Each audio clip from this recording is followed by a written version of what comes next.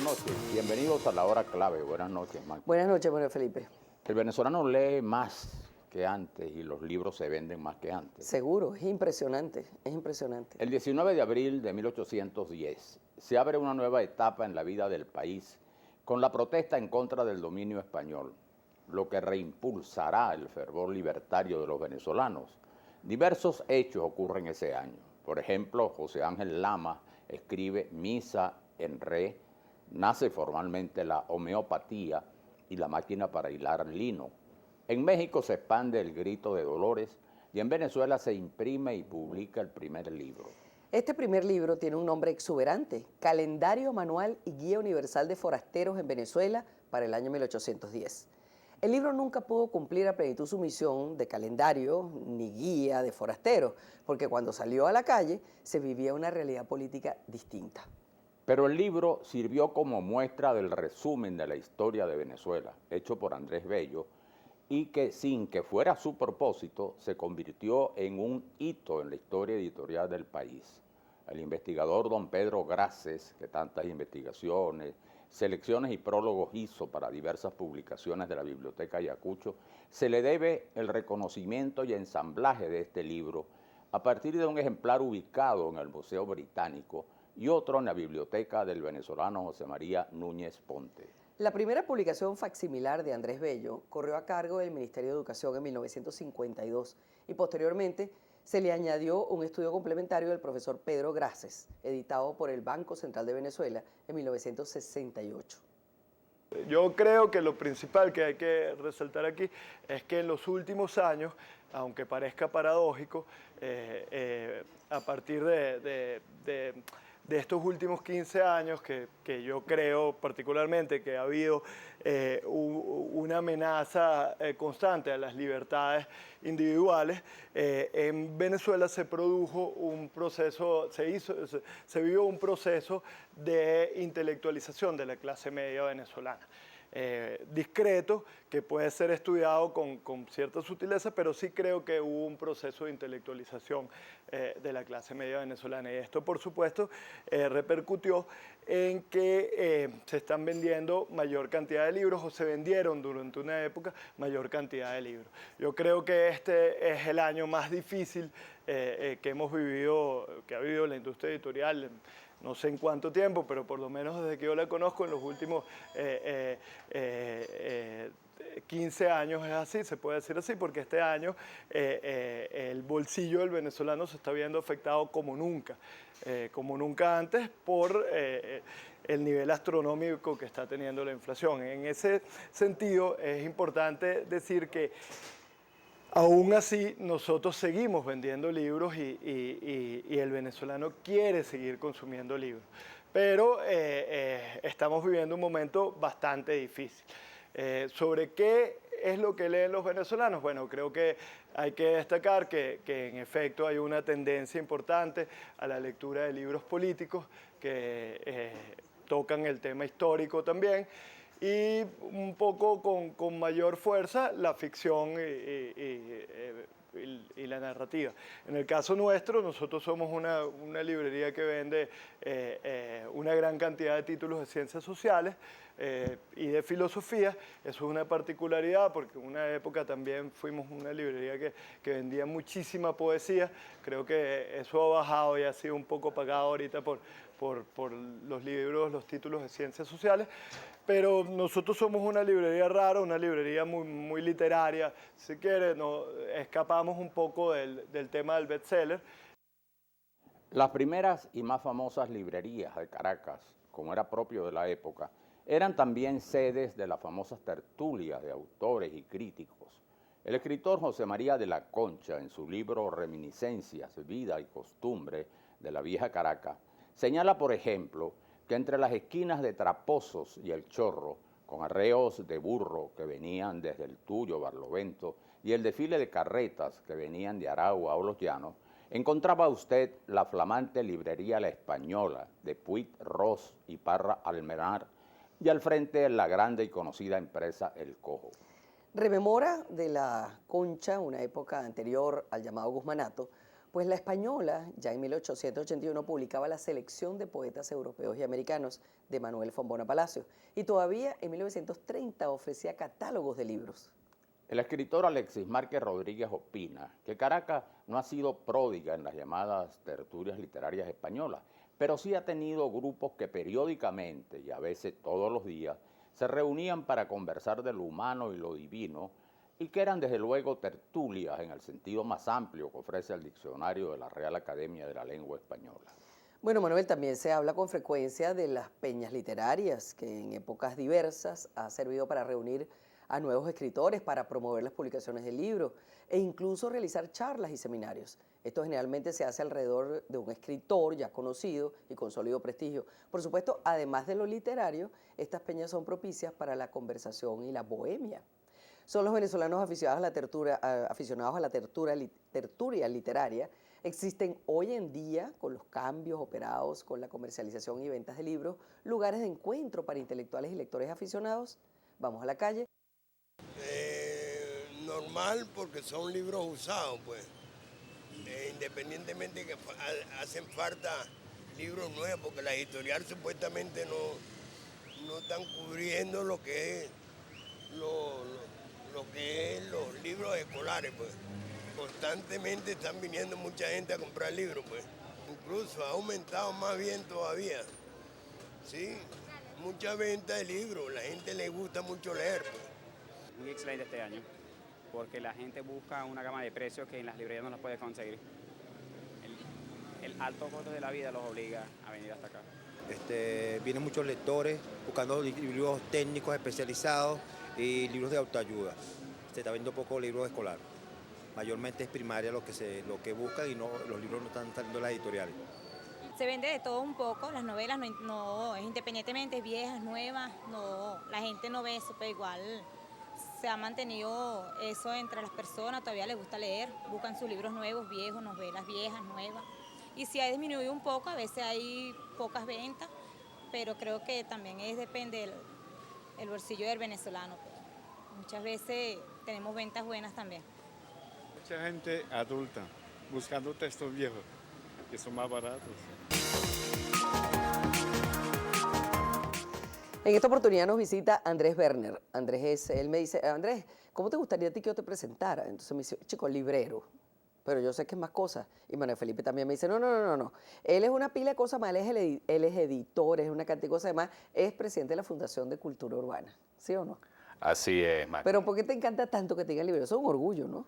Es un orgullo. Yo tengo más de 30 años como librero y yo cuando tenía 16 años yo ya tenía claro que quería ser librero, a pesar de que estudié periodismo, soy periodista.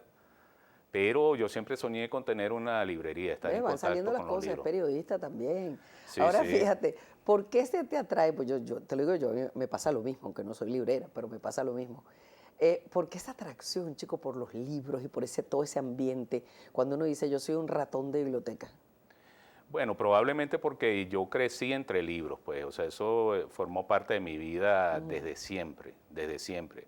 Hay una anécdota familiar que uno de mis tíos, incluso la primera cuna que tuvo fue un libro, porque no había plata suficiente para comprar la cuna, pero había un libro de gran tamaño que servía como cuna. Entonces, no puede ser. Sí.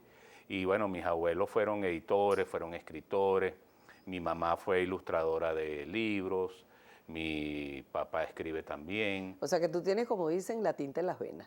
Así es, así es. En la sangre, pues. Sí. Y eso es no porque a uno se lo inculquen, sino cuando tú estás en una casa que está rodeada de libros. Claro. Bueno, eso claro, es, ya eso es la genética, eso es la genética, en el ADN, pues. Sí, por ósmosis. Pues. Mira, Andrés, está la gente leyendo mucho, ¿verdad? Sí, está leyendo más que antes.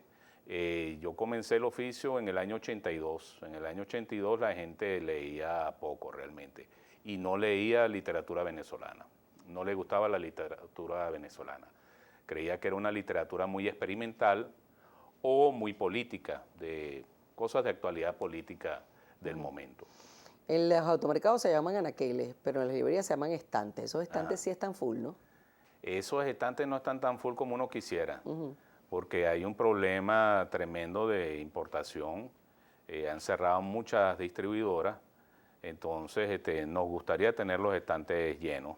pero no es la realidad. Mayormente, ¿qué demanda la gente?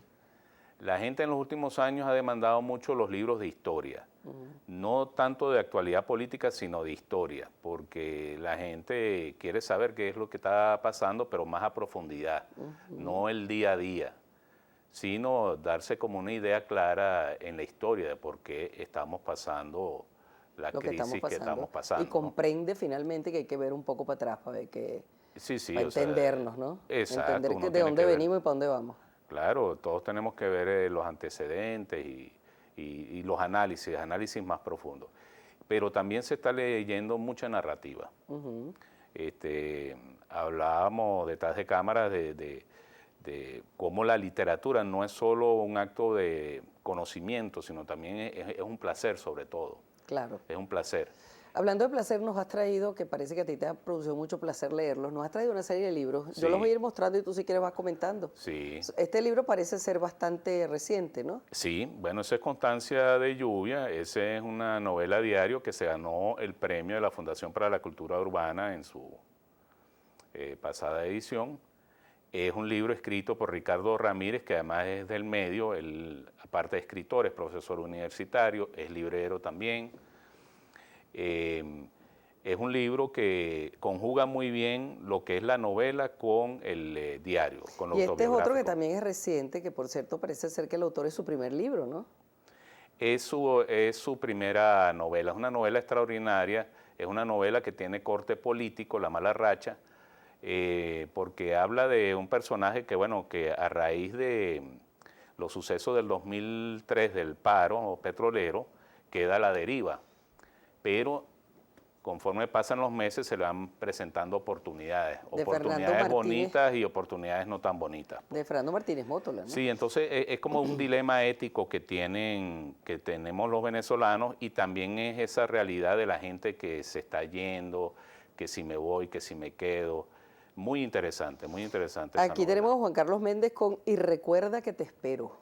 Y recuerda que te espero es un libro que acaba de salir, es una nueva editorial, es el primer título de esa editorial que se llama Madera Fina. Es un libro que es una combinación de crónicas con relatos y con autobiografía. Y tenemos por último Lugar de Pasaje. Esto sí es una antología poética, ¿no?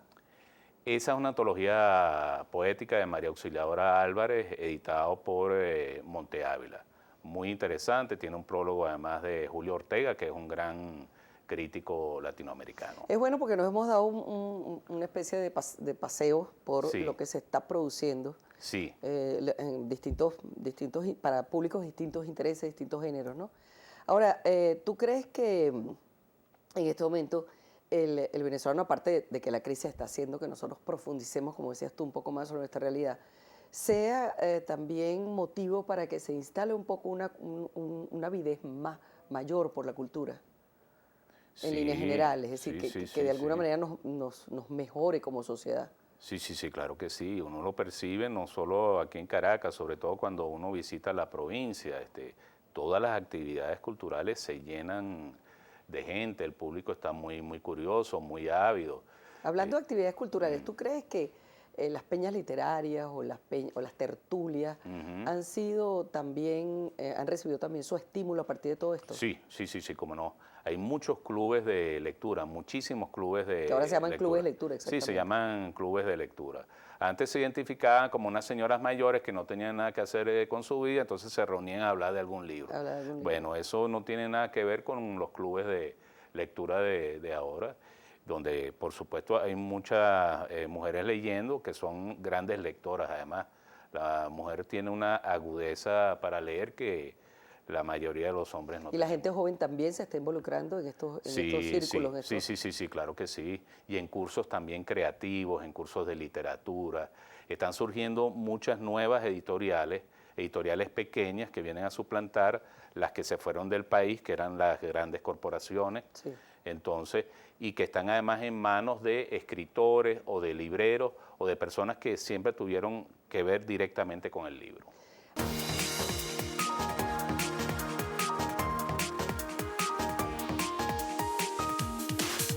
En los momentos de crisis el ser humano se refugia en los libros, siempre ha sido así, y en la búsqueda espiritual, en la búsqueda de conocimiento, y creo que en Venezuela esto no es una excepción. Creo que hemos vivido en los últimos años una situación que ha ido mermando la condición ciudadana de los venezolanos. Una crisis institucional muy fuerte, una merma de las libertades individuales. Bueno, basta ver lo que se ha convertido en nuestra ciudad después de las 8 de la noche, donde casi es un pueblo fantasma, y obviamente esto hace que busquemos la respuesta donde creemos que deben estar esas respuestas, que es en los libros. Y eso en realidad no es nada nuevo. Creo que simplemente estamos además caminando hacia el lugar donde debemos caminar, donde debemos buscar la respuesta, porque leer siempre está bien. Los lectores siempre van a crecer. Yo creo que ese es uno de los poquísimos números que nunca bajan. Las sociedades todas, en esto soy muy optimista, pero creo que todas las sociedades tienden a culturizarse cada vez más. Y eso hace que el consumo de lectura y de libros, porque también hay libros gráficos y libros de arte, se incremente, y el consumo de cultura se incremente. Y yo creo que independientemente de lo que pase con la industria, que es otra cosa, los lectores van a crecer. Pero el caso de la industria es distinto. El caso de la industria enfrenta, en el caso de las librerías particularmente, enfrentan un grandísimo problema en lo que tiene que ver con la importación, puesto que ya los fletes para traer los libros son carísimos, eso sumado al grandísimo problema que hay con la adquisición de divisas. Y si a eso además le sumamos que la industria nacional está viviendo una crisis muy fuerte, porque bueno, todo lo que se utiliza para hacer libros es importado, como casi todas las cosas que consumimos los venezolanos, y en ese sentido creo que el momento no es bueno, el momento es bastante crítico, y que debemos preocuparnos. Yo creo que hay que resolver realmente con premura tanto el problema de las divisas en Venezuela como el problema de los insumos para la industria gráfica, porque realmente está en peligro. Y el costo de producir libros en Venezuela se ha ido elevando radicalmente. Pero las librerías han sido las sedes de importantes grupos literarios venezolanos, algunos verdaderamente muy famosos, sobre todo en las décadas de los 40, 50 y 60, ¿no? Existió la llamada generación de 1918, que implicó un salto en la poesía venezolana, porque en su gran mayoría se trataba de poetas innovadores y de vanguardia. Entre esos escritores se destaca sin duda, no como poeta, sino como narrador y novelista, Rómulo Gallegos, ya universalmente conocido, y poetas emblemáticos como Fernando Paz Castillo, Luis Barrios Cruz, Rodolfo Moleiro, Jacinto Fombona Pachano y Luis Enrique Mármol, también Pedro Sotillo, entre otros. Bueno, y el famoso grupo Viernes, que se fundó en 1936, en el cual participaron nombres de poetas como Vicente Gervasi, Ángel Miguel Queremel, Pascual Venegas Filardo, Otto de Sola, José Ramón Heredia, Luis Fernando Álvarez, Oscar Rojas Jiménez, Pablo Rojas Guardia y muchos más. También al final de los años 40 se destacó el grupo Canta Claro, con intelectuales como Héctor Mujica, Antonio Márquez Salas, Rubén Hurtado, José Vicente Abreu, Miguel García Macle, entre otros. Es indispensable mencionar la tertulia de la librería El Gusano de Luz, situado frente al Parque Carabobo, donde se daba cita el cuentista don Julio Garmendia, Aquiles Nazoa, Pedro Francisco Lizardo, Manuel Bermúdez, Osvaldo Trejo, Carlos Díaz Sosa, Tencil Romero, Oscar Zambrano Urdaneta, Guillermo Morón, Amparo Montañez, José León Tapia, Alí Lameda, y que además frecuentaban grandes escritores que llegaban al país como Alejo Carpentier, Juan Rulfo y Ángel Rama.